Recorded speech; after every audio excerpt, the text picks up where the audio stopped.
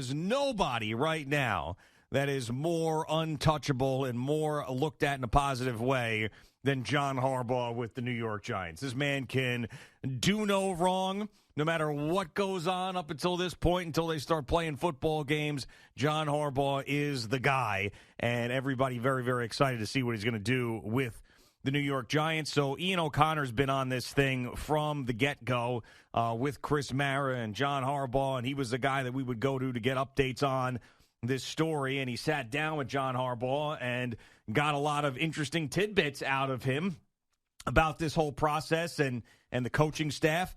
And one of the things that was really interesting is the article starts out that, you know, John Mara really needed to process and take some time about this whole direct reporting to ownership thing.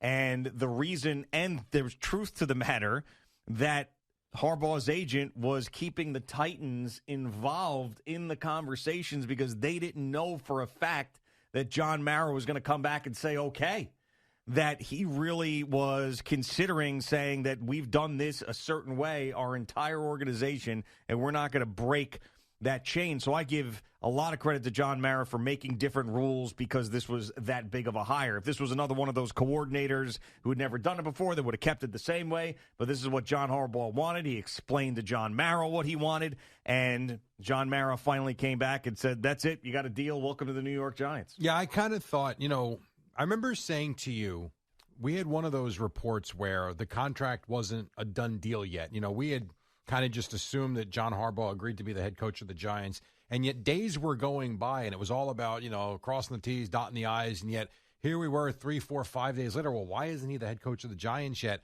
And I only saw excerpts of this article. I don't get The Athletic, but I saw excerpts of it. And, the way I took it was there was a little bit of a sticking point. And not that it was going to hold it up in terms of him leaving or going anywhere else. But if you're his representative, you had to make sure that if by chance ownership said no to this, you are going to be true to yourself, and this is the way I do things. My track record for the last 18 years speaks for itself. We win a lot of games. I'm going to come here and win a lot of games, but we're going to do it my way. And if you're going to say no, then perhaps I need to go somewhere else. So I do give them a lot of credit for going forward because he really does seem like the right guy for the job at the right time. But to me, all it does is prove that there were maybe some dicey conversations there at the end. Yeah, well, John Harbaugh says he didn't know how that phone call was going to go. He said it was 50-50. When he was waiting for that phone call from John Mara, he thought there was just as good of a chance he was going to say, no, we're not doing this, as opposed to, yes, you're allowed to report directly to me. So that I thought was fascinating because I was with the belief that it was going to get done the entire time. I didn't think that it was a 50-50 in John Harbaugh's mind up until that point. But I think that's the right thing to do. Here's what's going to be really interesting, though, is finding out when this draft happens, what Joe Schoen's real role is in this. Because John Harbaugh is the undisputed man in that building. Joe Schoen now works for John Harbaugh. And I don't care what anybody says about titles or this or that. Joe Schoen now works for John Harbaugh and ownership. And when there's something going on and they went out of their way to give him everything they wanted and there's a disagreement on who they should draft, John Harbaugh is going to get the final say on that. Correct. This feels more like Joe Schoen is a director of player personnel now as opposed to a GM. I'm not saying he's not the general manager. Of course he is. But you're right. When the coach has more power than you do, and the question I would have for you would be, let's say the Giants hadn't been struggling for years. And, this is a new GM in year 2 of, let's say, a 5-year contract. I wonder if John Mara says yes to this. I think the position that Schoen is in right now, having to do whatever is needed to win games to keep his job, I do think made it a little bit easier for John Mara to say, you know what, let's just do it. Because this hasn't worked the other way for years and years and years. And as he said, he wants a winner. It's been too long now. Aside from the 1 year where they were, they won the playoff game, which is great. No, they're not taking that away from them. They weren't a 13-win team that year. I think they won 9 games. Now they did a nice job and they won a playoff game. Then they went and I think, if I remember correctly, didn't they get hammered by the Eagles the following week? Mm-hmm. Other than that little run of success, what has there been? There's been nothing. So The timing of all of this with where Shane's standing in the building would be, I think, plays into it, too.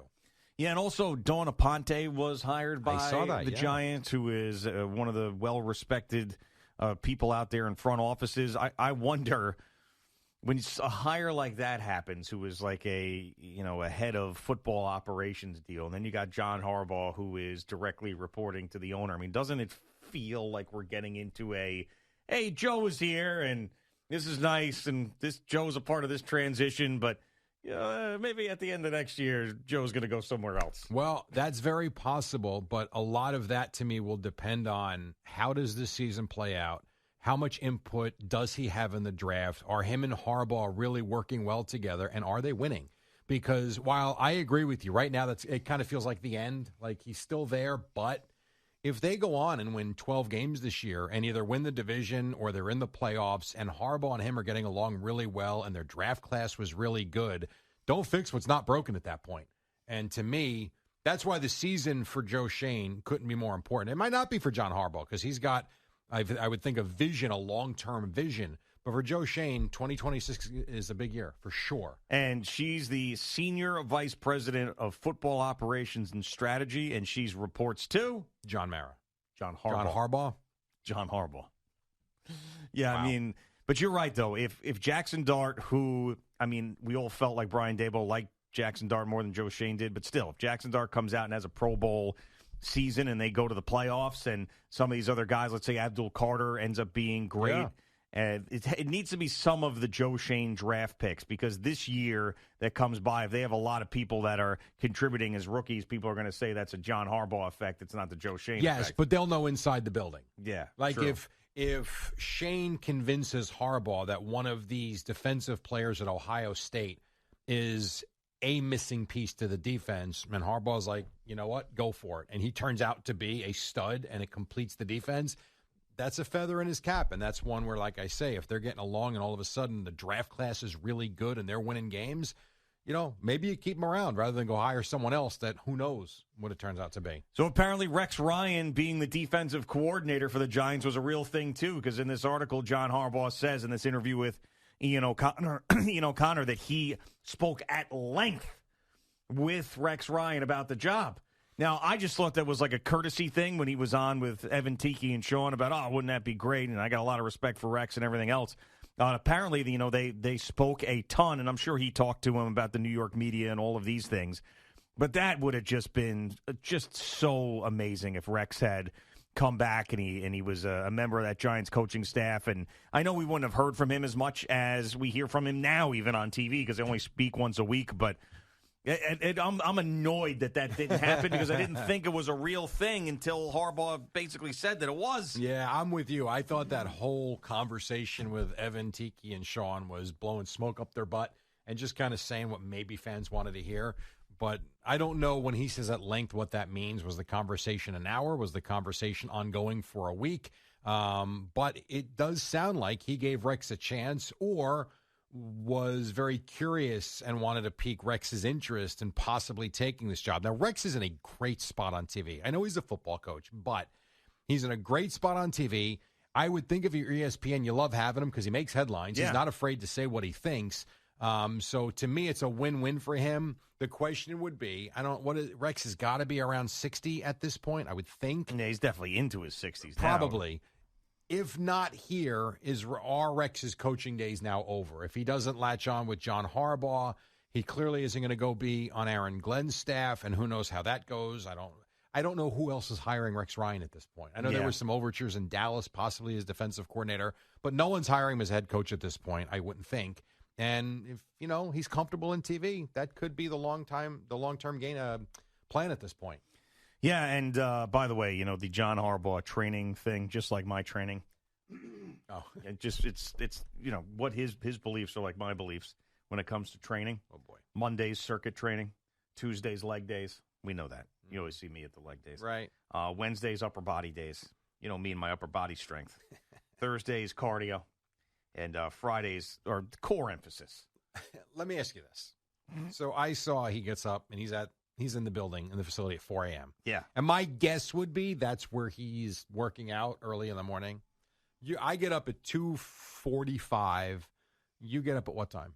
Alarm goes off at 3:30. I hit snooze. That's a 9-minute snooze. Okay. So You're talking, up before 4. We're talking 3:39.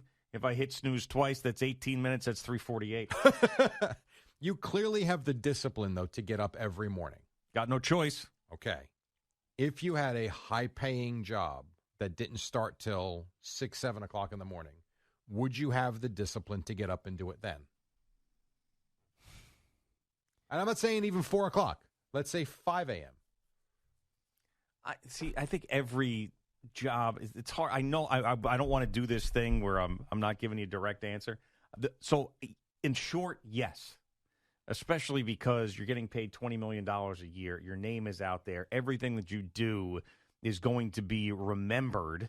And if you're in any way not giving every ounce of that into this job, then you're essentially a loser.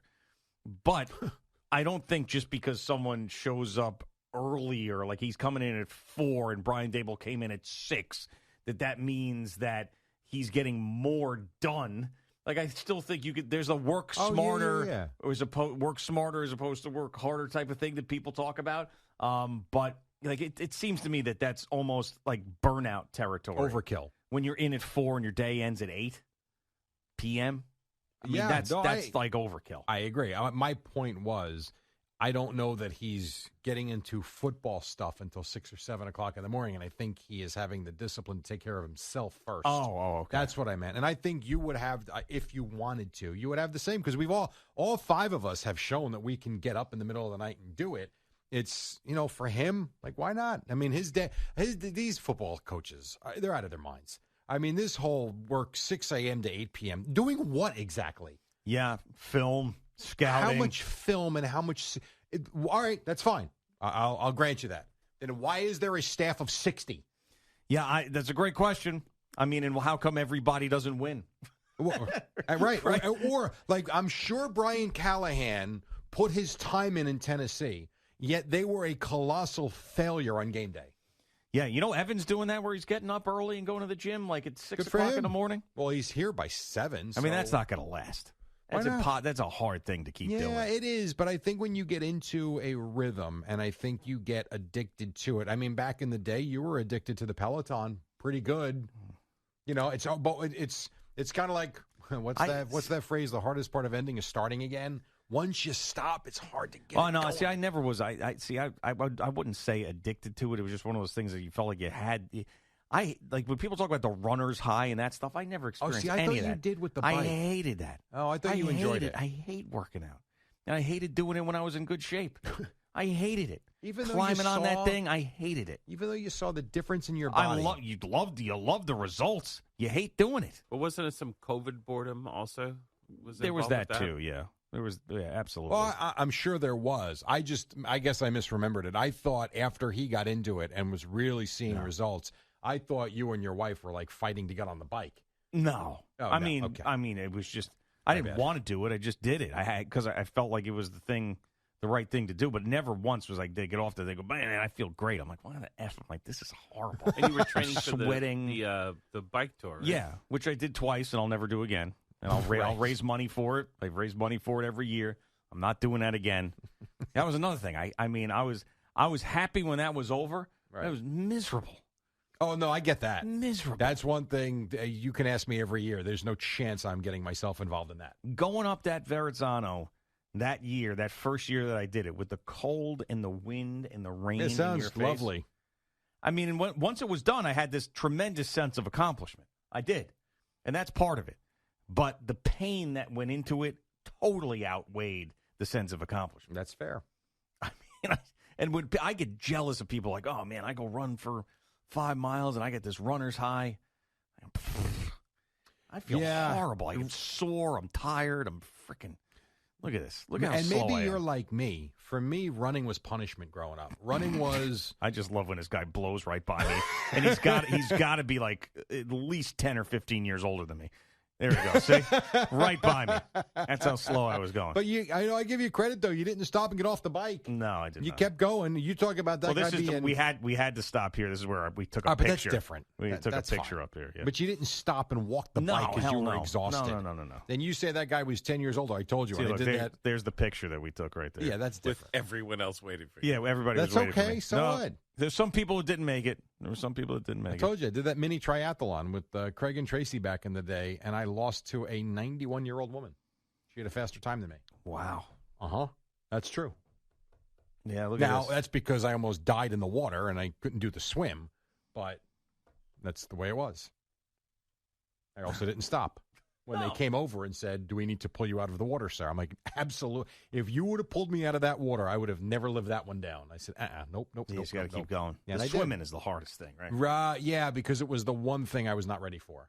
I was fine with even the jog, although I was running with Michaela. Remember Boomer's assistant, Michaela? She's like, run with me, we'll be good. I'm like, do you train? She goes, oh, yeah, I run marathons. I'm like, I can't run with you. She goes, no, we'll be fine. Within 45 seconds, taillights. She was gone, and I was dying. No, I'm with you on the not stopping thing. When I did that, it was like a 4-mile run around Lake Ronkonkoma it was a Michael Murphy run around the lake. And I was tired. It was a hot day, but I was like, I can't stop. Nope, just keep going. I mean, this guy was a Navy SEAL, for God's sakes. Yeah, keep I'm going. not going to stop in a 4-mile run. What a loser I would feel like. But yeah, no, I hate the exercise things. Just all right, fair sucks. enough. You don't like exercising. So yes and no. I don't like running. I do not like running at all. But I do like exercise. The problem is the exercise I can't do anymore with my back. I just can't. And I find everything else boring, and that's a problem. That's why, unlike you, because I know you prefer the golf cart, I much prefer to walk the golf course every day. No, I don't. No, I I don't. prefer thought you the liked golf the cart. No. I don't. I thought you did. I mean, it's fine, but I would. There's certain courses I would much prefer to walk every time. There's a couple places like the Rock that I talk about it's a bitch of a walk if you're going to walk that. And course. that's a workout. But that to me, I don't need to be doing that. That's different because then I feel like if you're climbing up to the tee box, you're like, I don't need that. I'm playing golf.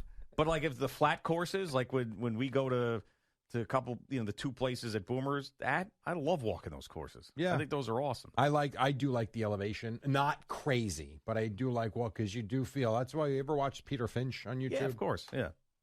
Never rides a cart. No matter where he's playing. He'll put that bag on his back and walks everywhere he goes. That's at least some form of something. Because right now, maybe not as bad as you yesterday, very little movement. Let me see this. Very little movement. I got to look at the steps.